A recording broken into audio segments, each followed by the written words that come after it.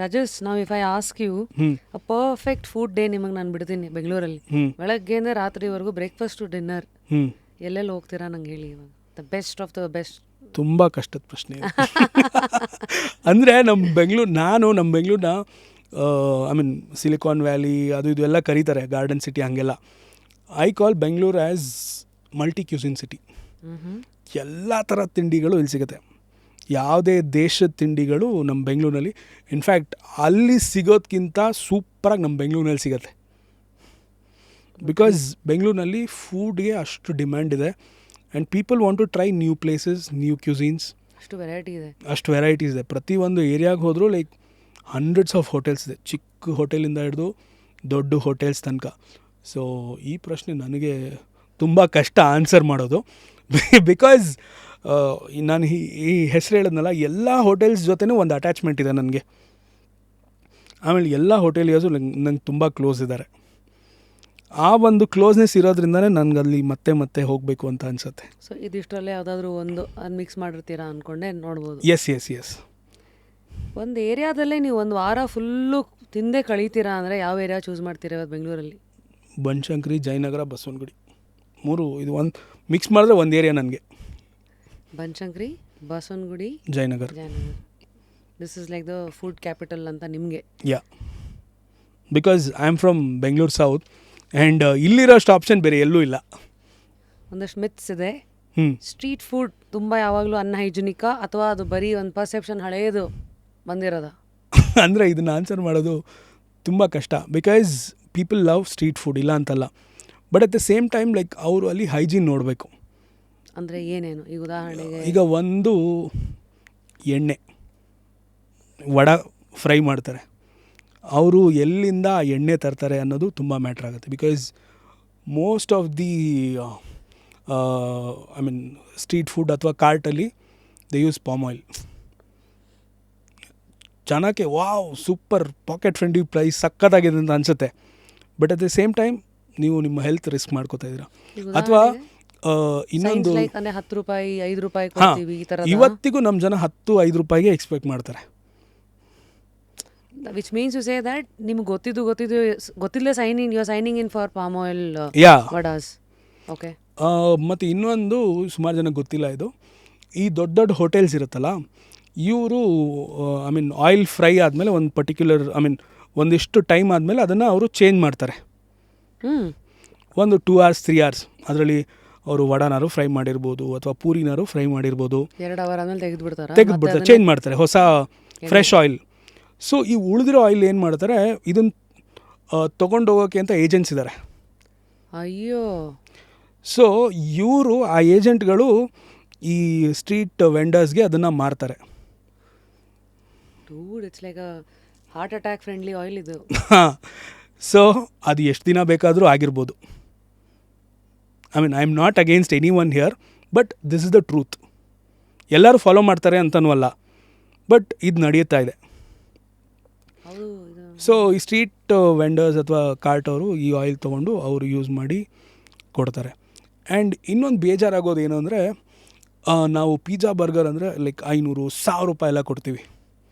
ಅಲ್ಲಿ ಏನೂ ಇರಲ್ಲ, ಒಂದು ಮೈದಾ ಹಿಟ್ಟು, ಅದಕ್ಕೊಂದಿಷ್ಟು ಚೀಸ್ ಹಾಕಿ ಒಂದಿಷ್ಟು ವೆಜೀಸ್ ಹಾಕಿ ಲೋಡ್ ಮಾಡಿ ಚೀಸ್ ಬಸ್ಟ್ ಅಂತ ಬೇಕ್ ಮಾಡಿ ಕೊಡ್ತಾರೆ. ಇದಕ್ಕೆ ₹500-600. ಅದೇ ಒಂದು ಸೌತ್ ಇಂಡಿಯನ್ ಫುಡ್ ಇಡ್ಲಿ, ಹಿಂದಿನ ದಿನ ಅವನು ಅದನ್ನು ನೆನೆಸಿ ರುಬ್ಬಿ ಕನ್ಸಿಸ್ಟೆನ್ಸಿ ನೋಡಿಕೊಂಡು ನೆಕ್ಸ್ಟ್ ಡೇ ಅದನ್ನು ಬೆಳಗ್ಗೆ ಬೇಗ ಎದ್ದು ಬೇಯಿಸಿ ಕೊಡ್ತಾನೆ. ₹10 ಕೇಳ್ತೀವಿ ನಾವು. ಎಷ್ಟು ಲೇಬರ್ ಇದೆ ಅಲ್ಲಿ. ನಾಟ್ ಓನ್ಲಿ ಇಡ್ಲಿ ದೋಸೆ ಅಂತಲ್ಲ, ಲೈಕ್ ಸಾಂಬಾರಿಂದ ಹಿಡಿದು ಚಟ್ನಿ ಎಲ್ಲದಕ್ಕೂ ಬೇಕು ಇಡ್ಲಿ ದೋಸೆಗೆ. ಇದು ಹಿತ್ತಲ ಗಿಡ ಮದ್ದಲ್ಲ, ನಮ್ಮದೇ ಅಲ್ವೇ ಇಡ್ಲಿ ದೋಸೆ. ಇದು ಮೊದಲಿಂದ ಇದು ಬಂದಿದೆ. ಸೊ ಹಾಗಾಗಿ ಅದೊಂದು ಏನಂತಾರೆ, ತುಂಬ ನೆಗ್ಲೆಕ್ಟ್ ಮಾಡ್ತೀವಿ ನಾವು. ಇದು ಇಡ್ಲಿ ದೋಸೆಗೆ ನಾವು ಇಷ್ಟು ಕೊಡಬೇಕಾ ಅಂತ. ಬಟ್ ಇದ್ರ ಹಿಂದೆ ಇಷ್ಟು ಲೇಬರ್ ಎಫರ್ಟ್ ಇರುತ್ತೆ. ಈವನ್ ಇನ್ನೂ ಹಿಂದೆ ಹೋದರೆ ರೈತರು ಬೆಳೆಯೋದ್ರಿಂದ ಹಿಡಿದು ಎಲ್ಲನೂ ಮ್ಯಾಟ್ರ್ ಆಗುತ್ತೆ. But very basic simple picture ನಾನು ಕೊಡೋದು, ಹೋಟೆಲಲ್ಲಿ ಹಿಂದಿನ ದಿನ ಅಕ್ಕಿ ತೊಳೆದು ನೆನೆಸಿ ಅದನ್ನು ಒಂದಿಷ್ಟು ಗಂಟೆ ಆದಮೇಲೆ ರುಬ್ತಾರೆ. ಆಮೇಲೆ ಅದನ್ನು ಫರ್ಮೆಂಟ್ ಮಾಡ್ತಾರೆ. ನೆಕ್ಸ್ಟ್ ಡೇ ಅದು ದೋಸೆ ಆಗುತ್ತೆ, ಇಡ್ಲಿ ಆಗುತ್ತೆ, what ever any south Indian food ತೊಗೊಳ್ಳಿ, ಅಲ್ಲಿ ಒಂದು ಲೇಬರ್ ಕೆಲಸ ಅಷ್ಟಿದ್ದೇ ಇರುತ್ತೆ. ಬಟ್ ನಾವು ಅದನ್ನ ಯಾವುದೂ ನೋಡೋಲ್ಲ. ಅದೇ ಪಿಜ್ಜಾ ಬರ್ಗರ್ಗಾದರೆ 500 ರೂಪಾಯಿ ಕೊಡ್ತೀವಿ, 1000 ರೂಪಾಯಿ ಕೊಡ್ತೀವಿ, ಎಕ್ಸ್ಪೀರಿಯನ್ಸ್ ಅಂತ ಕೊಡ್ತೀವಿ. I am not against any of the dish, but comparison ನಾವು ಮಾಡ್ತೀವಲ್ಲ ಅದನ್ನ ಬಗ್ಗೆ ಹೇಳ್ತಾ ಇರೋದು ನಾನು. ಹೆಂಗೆ ಚೇಂಜ್ ಮಾಡಬೇಕಿದೆ ಅನ್ನೋದು ಆಲ್ ರಿಫ್ಲೆಕ್ಷನ್ ಅಷ್ಟೇ. ಜನಗಳಿಗೆ ಗೊತ್ತಾಗಬೇಕು ಅದು. ಬಿಕಾಸ್ ನಾವು ನಮ್ಮ ಸ್ಯಾಲ್ರಿ ಜಾಸ್ತಿ ಆಗಬೇಕು, ಒಳ್ಳೆ ಮನೆ ಬೇಕು, ಒಳ್ಳೆ ಕಾರ್ ಬೇಕು, ಒಳ್ಳೆ ತಿಂಡಿ ತಿನ್ನಬೇಕು. ಅದೇ ತಿಂಡಿಗೆ ಒಂದು 10 ರೂಪಾಯಿ ಜಾಸ್ತಿ ಕೊಡು ಅಂದರೆ ಅಯ್ಯೋ ಕಾಸ್ಟ್ಲಿ, ಬಡವರು ತಿನ್ನೋಕ್ಕಾಗಲ್ಲ, ಹಾಗೆ ಹಿಂಗೆ ಅಂತೆಲ್ಲ ಬಂದುಬಿಡ್ತಾರೆ. ಐ ಅಗ್ರಿ, ಇಲ್ಲ ಅಂತಲ್ಲ, ಐ ಮೀನ್ ಕಾಸ್ಟ್ ಮ್ಯಾಟ್ರ್ ಆಗುತ್ತೆ.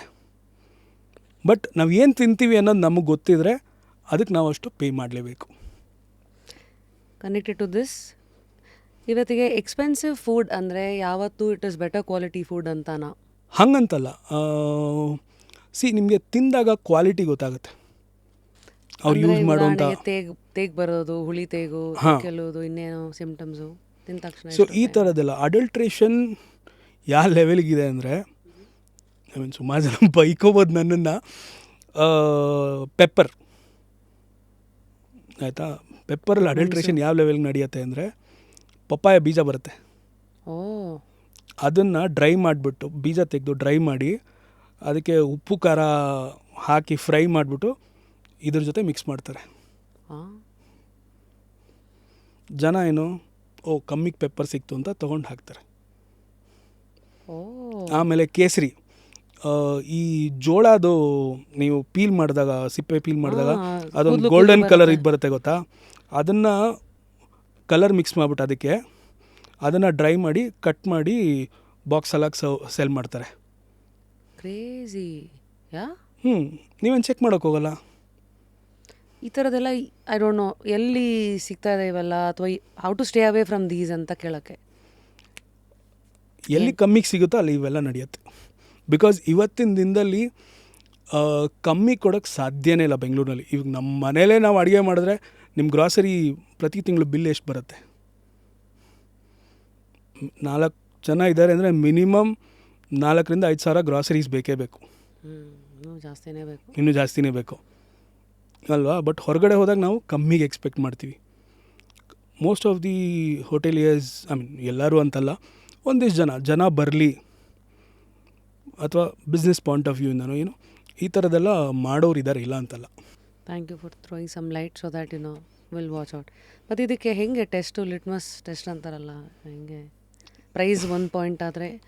ಆಮೇಲೆ ಈಗ ಈಗಂತೂ ಓಪನ್ ಕಿಚನ್ ಕಾನ್ಸೆಪ್ಟ್ಸ್ ಇದೆ. ಮೊದಲೆಲ್ಲ ಆದರೆ ಕಿಚನ್ಗೆ ನೋ ಅಡ್ಮಿಷನ್ ಅಂತ ಬೋರ್ಡ್ ಹಾಕೋರು, ಅಪ್ಪಣೆ ಇಲ್ಲದೆ ಪ್ರವೇಶವಿಲ್ಲ ಅಂತ.